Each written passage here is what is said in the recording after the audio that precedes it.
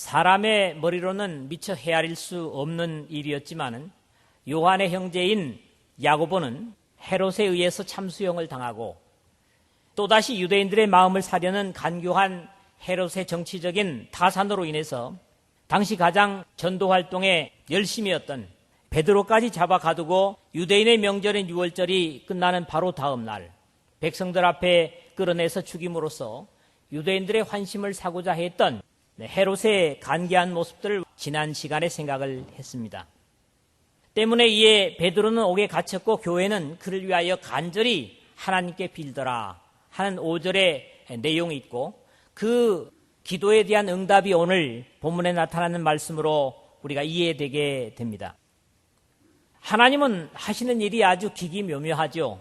일이 이루어지려고 하는 바로 전날 밤에 군사들이 겹겹으로 지키는 감옥에서 군사들 틈에 쇠사슬을 메고 자는 베드로를 천사를 통하여 기적적으로 구출하시는 하나님의 역사를 역시 지난주에 생각을 했었습니다. 오늘의 말씀은 그러한 하나님의 구원의 역사의 결과와 나머지 헤롯의 정치적인 모습 그리고 그의 죽음, 그럼에도 불구하고 이 12장에 말미에는 여전히 교회는 말씀이 더 널리 전파되고 교회 속에 하나님의 백성들이 더해지는 모습을 접하게 됩니다. 하지만 오늘 읽은 이 말씀 속의 교회와 하나님의 백성들의 불완전한 모습을 보게 되는 것이 안타깝고 이런 일들은 주님께서 이 땅에 오셔서 완전한 의의 통치가 이루어지기까지 이 역사 속에서 있을 수 있다는 그런 판단도 하게 됩니다.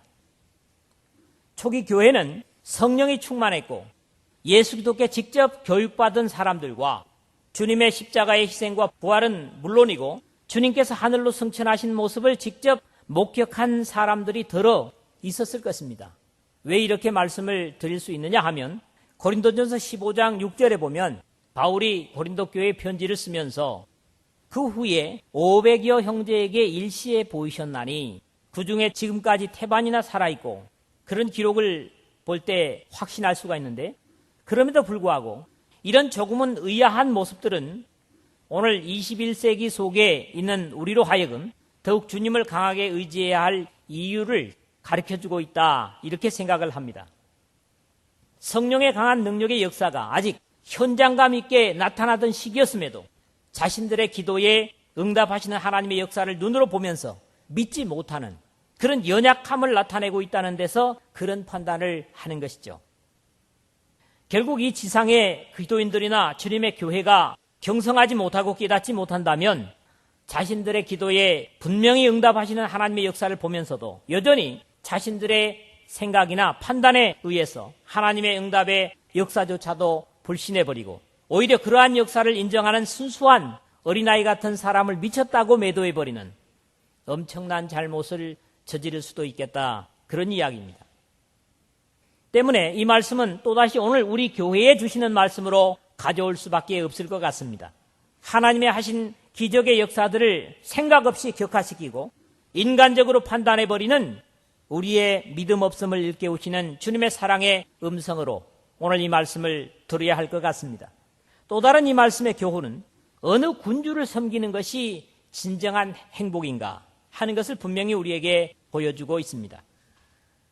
세상의 대부분의 군주들은 자신들의 권력의 자리를 유지하기 위해서 사람들을 이용할 대로 이용한 후에 목숨을 마치 파리 죽이듯이 죽이지만은 우리의 영원한 왕이신 주님은 우리 죽을 수밖에 없는 죄인들을 살리기 위해서 친히 낮고 천한 자리에 오셔서 자신의 생명을 주시기까지 우리를 사랑하심을 볼 때에 우리를 맡기고 헌신해도 결코 손해남이 없는 더럽지 않고 쇠하지 않은 영광의 왕이심을 확신하게 됩니다. 같은 고백으로 주님과 함께 영광을 돌릴 수 있기를 바랍니다. 오늘도 이 부분을 세 부분으로 나눠서 생각을 하겠는데 첫 번째로는 13절에서 17절의 내용입니다. 자신들의 기도 응답에 대한 불신을 성령에 충만했다고 하는 초대교회 사람들이 나타내고 있는 안타까움을 본다고 하는 것이죠. 성경 속의 모든 것을 무조건 긍정적으로만 볼 수 없는 안타까운 내용입니다. 천사의 이끌림으로 헤롯의 추악한 고난 아래서 완전히 벗어난 베드로는 늘 아마 모이는 곳이었던 것 같습니다. 요한의 집에 와서야 자신이 헤롯의 마수에서 풀려난 것이 하나님의 백성들의 기도를 들으시는 주님의 절대적인 사랑의 응답이었음을 깨닫습니다. 오히려 기도하고 있던 예루살렘 교회의 교우들, 아마도 여기에는 베드로를 제외한 다른 사도들도 함께 있지 않았겠는가, 그런 추측을 하게 하죠. 이 예루살렘 교우들은 이 사실을 현실로 받아들이지 못하고 있는 상황을 우리는 안타깝게 읽게 됩니다. 주님께서 오시기까지 완전한 사람이나 온전한 교회는 이 지상에 없다, 이런 것들을 짐작하게 됩니다. 늘 하나님의 말씀과 십자가에 의해 움직여야 함에도 불구하고 주변의 세상적인 영향과 환경에 좌우되고 주님께서 이루시는 역사를 인정치 못하는 어줍잖은 우리의 믿음을 보는 것 같아서 더욱 그렇습니다. 오늘 본문에 연결되어지는 앞에서 이에 베드로가 정신이 나서 가로되 내가 이제야 참으로 주께서 그의 천사들을 보내어 나를 헤롯의 손과 유대 백성의 모든 기대에서 벗어나게 하신 줄을 알겠노라 하여 깨닫고 마가라 하는 요한의 어머니 마리아의 집에 가니 여러 사람이 모여 기도하더라 하는 부분을 지난 시간에 11절 12절을 마지막으로 봤습니다. 이 사실을 보면서 베드로는 그들의 기도에 응답하시는 감격을 가지고 아마 요한의 집의 문을 두들겼을 것입니다. 이 문 두들기는 소리를 듣고 확인하러 나온 사람은 장미라고 하는 뜻을 가진 로데라는 여자아이였고, 너무 뜻밖의 상황에 미처 문 열어주는 것조차 잊은 채 안으로 뛰어들어가서 베드로가 대문 밖에 섰더라, 그렇게 말해보지만 정작 그녀의 말을 들은 사람들의 반응은 의외로 부정적인 것이었습니다. 자신들의 기도의 결과를 믿지 못하는 우스꽝스러운 모습을 보이고 있는 것입니다. 이에 베드로는 옥에 갇혔고 교회는 그를 위하여 간절히 하나님께 빌더라 하는 앞에 5절의 말씀의 상황에서도 불구하고 사실을 전하는 로데에게 미쳤다, 그리고 그의 천사일 것이라고 베드로를 보고 놀래는 그런 모습들을 말씀하는 거지요. 이 로데라는 여자아이는 분명히 베드로임을 확신하고 전하는 모습을 볼 수 있는 것은 계집아이는 힘써 말하되 참이라 하니 15절에 보면 결국 주님께서 이 땅에 육신으로 계실 때 수없이 말씀하셨던 진실로 너희에게 이르노니 너희가 돌이켜 어린아이들과 같이 되지 아니하면 결단코 천국에 들어가지 못하리라는 마태복음 18장 3절의 말씀이 이 과정에서도 증명되고 있는 것을 봅니다. 여러분들이 이 상황을 한번 가만히 눈을 감고 짐작해 보십시오. 밖에서는 연거푸 계속 대문을 두들기는 베드로, 그리고 안에서는 서로 아닐 거야, 아니 그건 참일 거야, 이렇게 웅성거리는 그런 안과 밖이 전혀 어울리지 않는 이런 상황을 우리가 짐작할 수가 있다는 것이죠.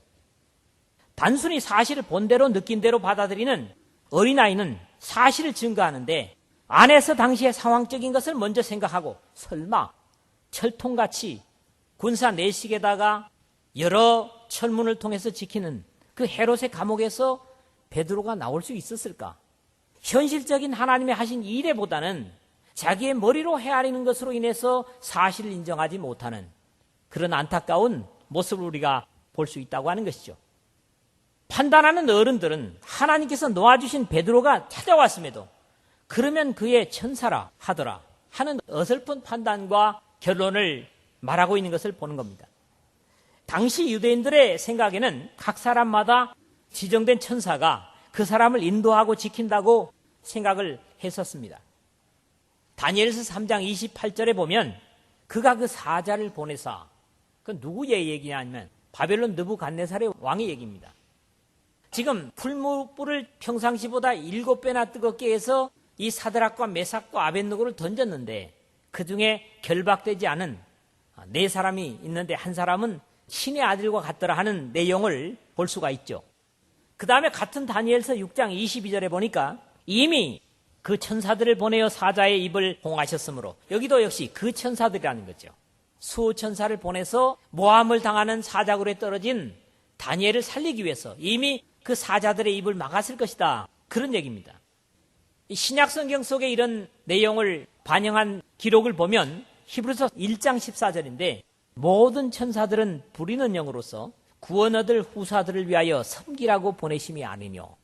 그래서 이런 모든 정황들을 머리에 가지고 있는 유대인들은 베드로는 아닐 거야. 아마 베드로를 지키고 인도하는 천사들일 거야. 이런 판단으로서 현실적으로 자기들 앞에 와 있는 베드로를 부정하는 모습이었다는 거죠.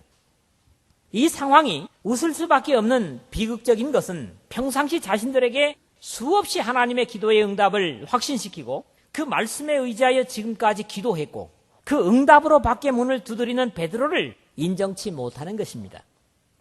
그러나 안의 상황을 짐작할 수 없는 베드로는 빨리 문을 열도록 계속 두드렸던 것도 역시 주님의 가르치심에 입각한 것이 아닌가 그렇게 이해를 합니다. 마태복음 7장 8절에 그랬죠? 두드리는 얘기 열릴 것이다 그랬거든요. 똑같은 상황에 믿음과 불신이 문 하나를 사이에 두고 나타나고 있다는 거지요. 믿음과 불신과 천국과 지옥의 간격은 멀리 있는 것이 아닙니다. 담 하나를 사이에 둘 수도 있고 사람과 사람의 차이일 수도 있다는 겁니다. 그들은 문을 열고야 하나님의 구원의 역사를 확인하면서 놀랍니다. 저희가 문을 열어 베드로를 보고 놀라는지라. 이것은 어쩌면 로데라는 여자아이의 권면에 못 이겨 또는 믿음의 사도인 베드로의 두들김에 못 이겨 그들의 믿음의 문을 연 것과 다름이 없는 형세입니다. 한창 대문을 사이에 둔 우스꽝스러운 공방은 하나님의 구원의 증거로 마무리됨을 봅니다. 베드로가 저에게 손짓하여 종용하게 하고 주께서 자기를 이끌어 옥에서 나오게 하던 이 일을 말하고 또 야고보와 형제들에게 이 말을 전하라 하고 떠나 다른 곳으로 가니라 17절에 그랬거든요. 아무래도 당시에 예루살렘 교회의 기둥같이 여기는 주님의 육신의 형제인 야고보, 지난 시간에도 말씀드렸지만은 큰 야고보 외에 또 다른 야고보가 있다고 하는 것을 마태복음 8장 3절에서 확인을 했습니다만은 여기에 야고보는 바울 사도가 증거하는 갈라디아서 1장 19절 주님의 형제 야고보라든가 또는 2장 9절에 또 내게 주신 은혜를 알므로 기둥같이 여기는 야고보라고 할 때 이 야고보는 아무래도 예수님의 혈육의 동생 야고보가 아니겠는가 하는 것이죠. 사도행전 15장 13절과 21장 18절에 여러분들이 역시 이 인물을 볼 수가 있습니다. 안전상의 문제로 다른 곳에 아마 있었던 것 같고요. 이 하나님의 역사를 전하여 격려하라는 당부로 이 베드로의 부탁을 받아들이게 됩니다. 아무래도 날이 새면 베드로가 감옥에 풀려난 사실이 확인되고 온 헤롯의 진영에는 난리가 나고 분명히 이것도 안전하지 못할 것임을 안 베드로는 모처로 옮기는 것을 보지요. 다음에 진행되어지는 말씀에서 이것이 확인이 됩니다. 무조건 하나님께서 구원하실 것이다 하고 우리가 해야 될 것을 하지 않는 것도 역시 책임 회피가 된다고 하는 말씀이죠. 오늘 우리의 믿음은 어떻습니까? 되어지는 모든 일들, 특히 기도한 것들이 이루어짐을 보면서도 그것을 믿지 못하고 고민하고 오히려 혼란하는 그런 우리의 모습이 아닌가 하는 것을 이 말씀을 통해서 한번 헤아렸으면 합니다. 두 번째로는 18절에서 23절의 말씀인데요. 자신의 영광만을 추구하는 세상 군주의 사악함을 여기서 우리가 봅니다. 우리가 성경을 읽다 보면 선한 군주의 이야기보다는 사악한 왕들이나 방백들을 더 많이 보게 되고 그들이 하나님의 백성들과의 관계 속에 연결되어 있는 것들을 보는데 하나님의 선하신 뜻을 받들어 다스리는 그런 것보다는 오늘의 내용처럼 야비하고 잔인한 모습을 접하게 되면 결국 권력을 주신 하나님보다는 어둠의 의지에 붙잡혀 있는 사람들이기 때문에 그럴 것이다. 그런 짐작을 합니다. 이것은 자신을 의지하는 모든 자들의 희생과 믿음을 저버리지 않으시는 우리 주님과는 너무나 대조적이고 세상의 권력가들의 잔인 무도함을 실감하게 하는 그런 대목입니다. 역사 속에 자신의 권력을 지키려는 사람들은 이런 모습에서 공통적이었던 것들을 우리나라에서도 멀지 않게 보는 사실들입니다. 베드로의 노여남이 하나님의 천사를 통한 일이기 때문에 그러한 역사를 이해할 수 없는 헤롯과 세상의 사람들은 큰 소동을 일으키는 것은 당연한 일이었고 또 그러한 어둠의 하수인 노릇을 하는 졸개들은 자신의 생명도 보존되지 못하는 것을 오늘 본문에서 읽습니다. 사람들의 생명을 귀하게 여기지 않는 이런 세상의 사악한 군주들의 모습을 보는데 헤롯이 그를 찾아도 보지 못하며 파수꾼을 신문하고 죽이라 명하니라. 이 사람들이 무슨 죄가 있습니까? 그럼에도 헤롯은 자기의 분풀을 이렇게 하는 것을 보는 거지요. 하나님께서 하신 일을 파수꾼들이 신문한다고 알리 없는 것은 당연하지 않습니까? 그럼에도 로마의 법상으로 중요한 죄수를 놓치면 그 죄수 대신에 간수가 죽게 되는 것이 일반적이라고 그러죠. 우리는 이런 모습을 사도행전 16장에 구금되어 있는 바울과 실라의 옥문이 지진으로 열리자 자결하려고 하는 빌립보 간수의 모습에서 이해할 수가 있습니다. 16장 27절이죠. 간수가 자다가 깨어 옥문들이 열린 것을 보고 죄수들이 도망한 줄 생각하고 검을 빼어 자결하려 하거늘 그렇게 기록이 되고 있습니다. 결국 어두움의 세상 주관자들은 자신의 종들을 원하는 대로 부려먹고 나면 그들을 죽이는 것에 가책을 받거나 어렵게 생각하지 않음을 볼 수 있는 것입니다. 그러고도 안심이 안 돼서 헤롯이 유대를 떠나 가이사랴로 내려가서 거하니라 19절 하반절에 그런 졸렬한 모습을 보이고 있습니다.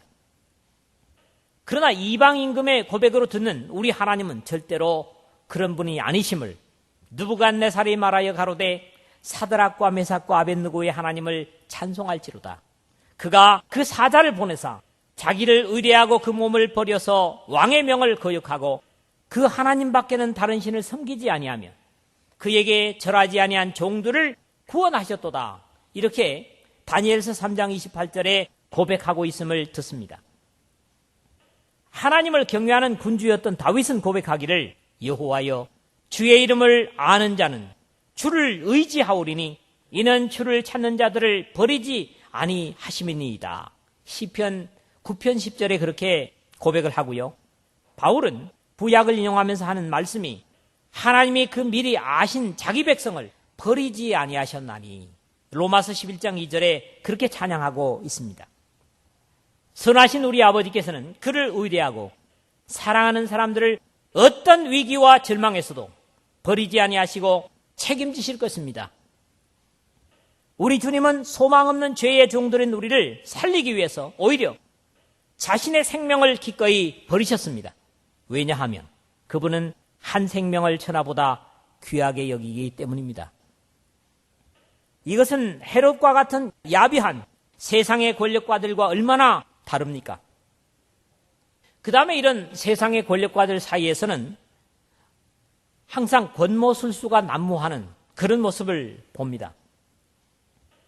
헤롯이 두로와 시돈 사람들을 대단히 노여워하나 저희 지방이 왕국에서 나는 양식을 쓰는 거로 일심으로 그에게 나와 왕의 침소 맡은 신하 블라스도를 친하여 화목하기를 청한지라 20절에 두로와 시돈 사람들의 어떤 모습을 보는데 헤롯이 베니게 땅이고 항구 도시인 두로와 시돈 사람들을 왜 노여워했는지는 기록되고 있지 않지만은 이들이 헤롯의 영토에서 양식을 사가기 때문에 서로에게 이권이 있었고 이 무역 항구인 두로와 시돈 사람들은 로마 사람을 자신의 부하로 두었다는 묘한 자긍심에 젖어 있는 헤롯에게 로마 이름을 가진 침실을 맡은 시종인 블라스도를 통해서 헤롯의 노여움을 누그러뜨려 보려고 하는 그런 권모술수를 씁니다.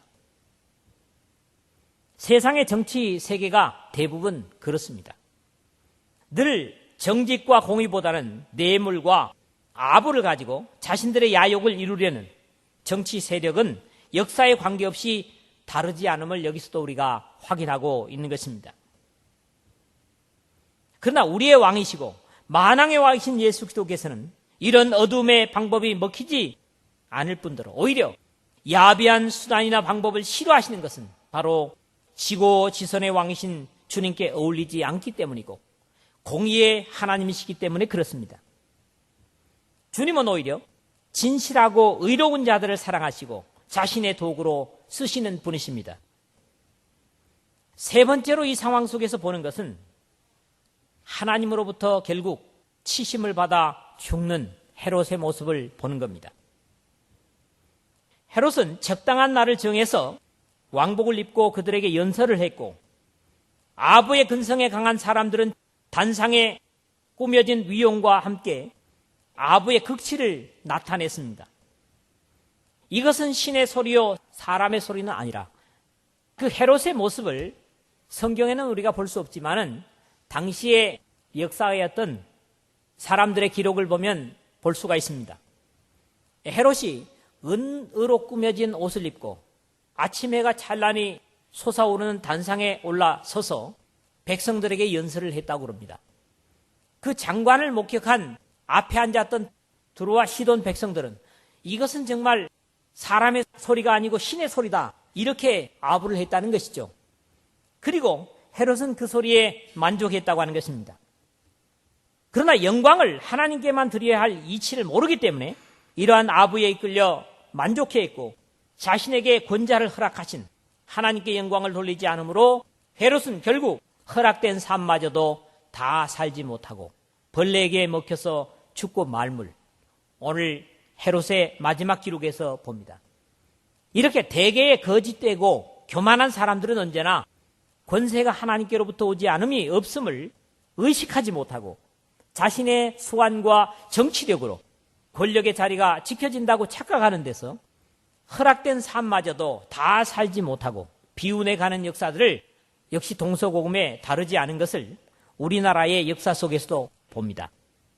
이 말은 결국 우리가 세상에 살고 있는 한은 이런 유쾌하지 못한 상황 속에서 살아야 함을 깨닫게 되고, 그렇기 때문에 의로우신 주님을 더욱 의지하고 주님께 우리의 삶을 기꺼이 맡기는 그런 자세가 되어야 될 걸 우리에게 당부하는 교훈이라고 여겨집니다. 세 번째로는 24절, 25절 두 절입니다. 그럼에도 불구하고 11장 마지막 절에서 하나님의 선하신 역사로 이방의 선교기지가 안디옥에 건설되고, 그리고 사울과 바나바라고 하는 충성된 일꾼이 마련되는 것을 봤습니다.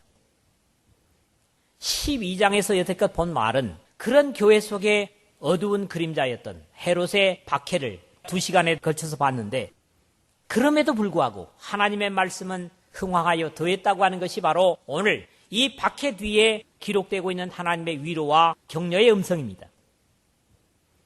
헤롯은 유대인들과 결탁해서 자신의 자리를 이어가기 위해 교회를 말살해 보려고 간교하고 폭력적인 방법으로 당시에 교회 지도자들인 사도들을 죽이려고 했지만, 오히려 그것은 주님을 핍박하는 것이기 때문에 반대로 자신이 죽임을 당하면서 비극적인 자신의 인생을 마무리하지만, 하나님은 하나님의 선한 통치를 받는 교회는 그럴수록 강해지고 확산되어지는 것을 보는 것이죠.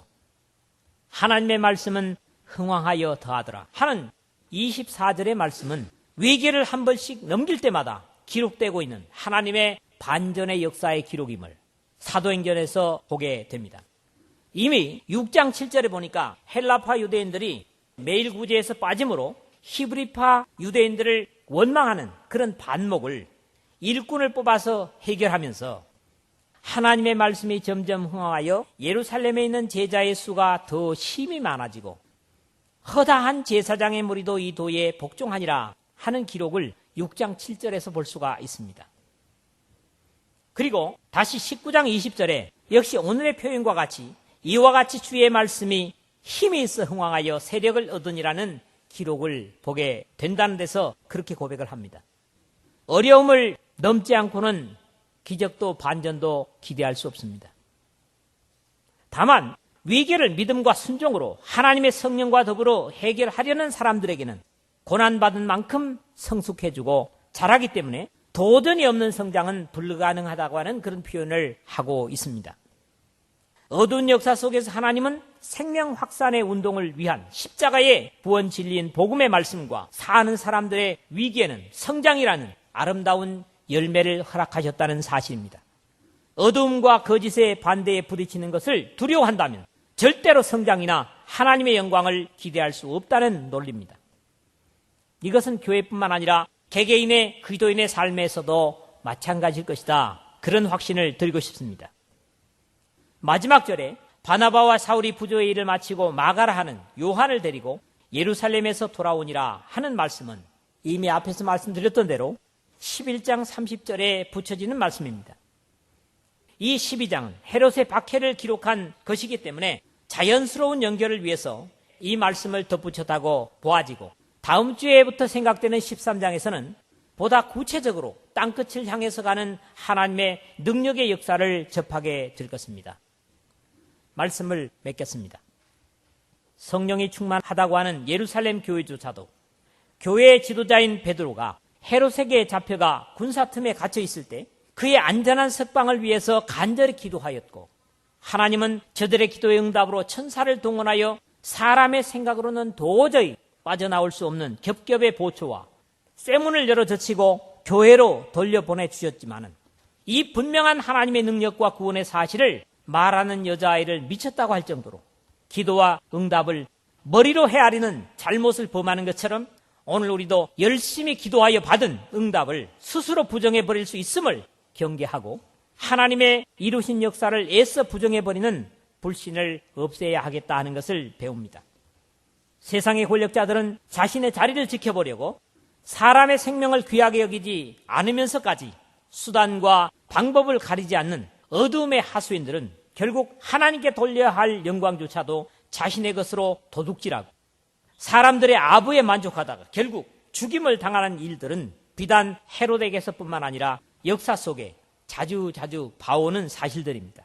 행여 오늘 믿음의 사람들이 그 권력의 자리가 크건 적건 간에 이러한 자리에 있거나 측근에 있다면, 모든 권세는 하나님께로부터 오지 않으며 없음을 인정하고 하나님을 경외함으로 거짓이나 아부 없이 그 권력을 허락하신 하나님께 겸손하고 자신들이 섬겨야 할 백성들에게 공의와 긍휼을 베풀 때 오히려 영광은 길고 비운에 죽는 일이 예방될 수 있을 것이다. 그런 것을 배웁니다.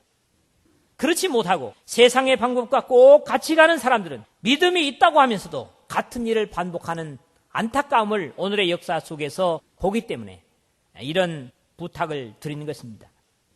주님의 진정한 교회는 세상의 형편과 처지에 관계없이 성결을 지키고 주님께 순종을 드림으로 말씀이 힘있게 증거되고, 그러한 교회 속에 인위적인 추가가 아니라 구원받은 사람들로 풍성케 하실 것입니다. 이러한 약속은 오늘 우리와 우리의 교회와 또 앞으로 주님 오실 때까지 이 지상에 존재하는 모든 교회와 기도인들에게 주신 약속입니다. 여러분들에게 안타까움이나 세상적인 어려움이 있습니까? 그것은 여러분들이 신앙적으로 성장해야 될 기회임을 확신할 필요가 있습니다. 또 교회에 하고자 하는 좋은 일들이 장애를 받습니까? 그것도 또한 믿음으로 받아들이고 주님 앞에 순종한다면 우리 교회가 잘할 수 있는 큰 복된 기회가 될 것입니다. 어려움을 견디고 믿음으로 이기는 자들에게 하나님은 성장이라고 하는 아름다운 결실을 예비해 두고 계시는 것입니다. 이 말씀을 여러분들이 확신하고 예루살렘 교회의 믿음 없음을 주님께서 안타까워 하시는 것처럼 행여 그런 기도의 응답을 불신하는 자세가 아니라 오늘도 어려움과 절망 속에서 하나님을 의지하고 붙드는 사람들에게 그 절망을 바꿔서 희망으로, 그리고 큰 성장으로 주신다고 하는 약속을 이 말씀과 더불어 확신하는 여러분 모두가 되시기를 주의 이름으로 부탁을 드립니다.